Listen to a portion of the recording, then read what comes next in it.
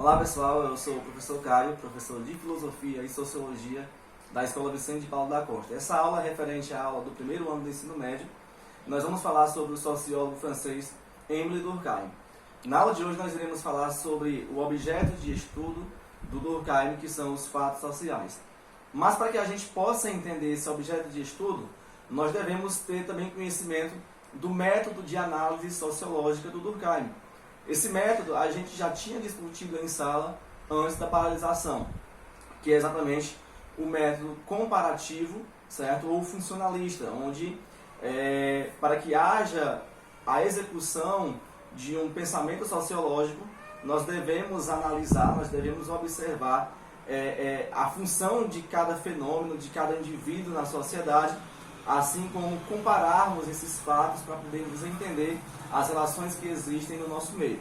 Então, a partir dessa compreensão desse objeto de estudo, certo? Os fatos sociais, eles vão nos ajudar a entender melhor o método de análise. Lembrando que o método de análise, ele era composto por 3 etapas, tá? A observação do fenômeno, a formulação de hipótese e a realização de experiências. Nós devemos executar essas 3 práticas para podermos, de certa forma, realizar uma análise social.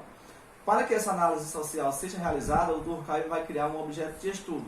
O objeto de estudo são exatamente os fatos sociais. Então vamos aqui ao Durkheim, tá? O Durkheim, ele é um francês que nasceu em 1858 e morreu em 1917, tá? Ele é considerado o sistematizador da sociologia enquanto ciência, certo? É aquilo que nós falamos em sala. O Augusto Comte, ele é o sociólogo que inaugura a sociologia, que inaugura as ciências sociais, mas o Émile Durkheim, ele vem concretizar, tá? Ele vem concretizar. Então, vamos dar continuidade aqui, beleza? Então, vamos aqui, ó. Essa parte aqui é bem resumida, tá? Não vamos falar especificadamente ainda de fato social, tá? Vamos falar dessa coletividade social e dessa área de estudo da sociologia. A intenção do Durkheim foi tornar a sociologia uma espécie de ciência científica, como se fosse as ciências da natureza, por exemplo, né? Ele vai chamar, por exemplo, de física social, ok? Então vamos dar continuidade. Então vamos lá, o objeto de estudo são os fatos sociais, tá? O que são fatos sociais? Os fatos sociais nada mais são do que os movimentos, os acontecimentos, a cultura, a tradição, os costumes, as práticas que os indivíduos realizam na sociedade, tá? Então, nós somos diretamente ligados a esses fatos sociais, certo? Então, esses fatos sociais, essas tradições culturais, essas estruturas sociais que já estão dentro da sociedade, elas têm 3 especificações, tá? Então, o Durkheim irá dizer que o fato social, ele pode ser coercitivo, ele pode ser exterior, ele pode ser generalizado. No caso aqui nós temos coercitividade, exterioridade e generalidade, tá? Então vamos buscar entender cada uma dessas especificações dos fatos sociais, certo? O que seria um fato social coercitivo, certo? Coercitivo vem de coerção social. Coercitividade impõe-se às consciências individuais.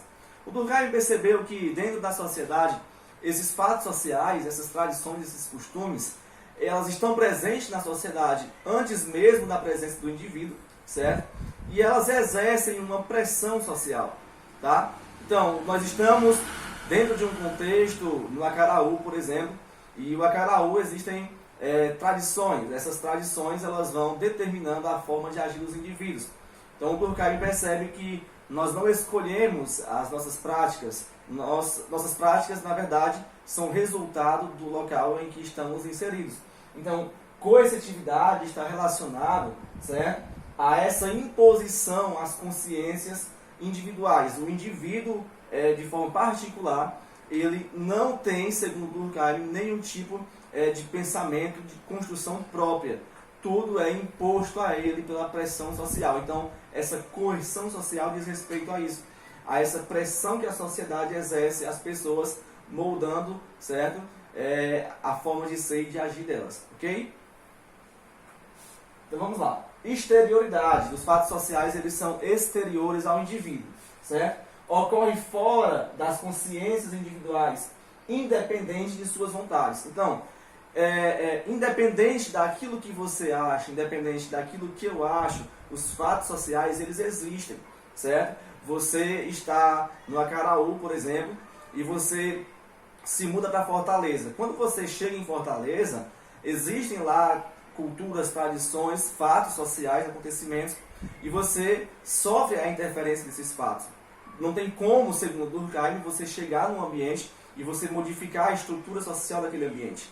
A estrutura social daquele ambiente é quem lhe modifica. Então, exterior ao indivíduo é que não depende do indivíduo para existir, certo? Um outro exemplo que nós podemos trazer é o seguinte: se você existisse ou não, os fatos sociais, eles continuariam existindo. Então, eles não precisam de mim nem de você para existir. Então, eles estão exteriores a nós, certo? Então, generalizados ou gerais, certo? Atinge, se não todos os indivíduos, mas boa parte deles. É, portanto, social e não individual. O Durkheim está dizendo que os fatos sociais, eles são gerais, certo? Você está no Acaraú e o Acaraú tem fatos sociais que determinam a sua forma de ser e de agir. Se você for em um outro ambiente, esse outro ambiente também vai ter fatos sociais, mesmo que não seja aqueles de Acaraú, mas ele vai ter fatos sociais. Então não há, segundo Durkheim, nenhuma comunidade, não há nenhuma sociedade em que não haja fatos sociais, ou seja, que não haja tradições, culturas, costumes, regras, certo? Condutas a serem seguidas. Então os fatos sociais, eles determinam, eles vão modificar o modo de ser e o modo de pensar dos indivíduos, ok? Ficamos por aqui e foco nos estudos.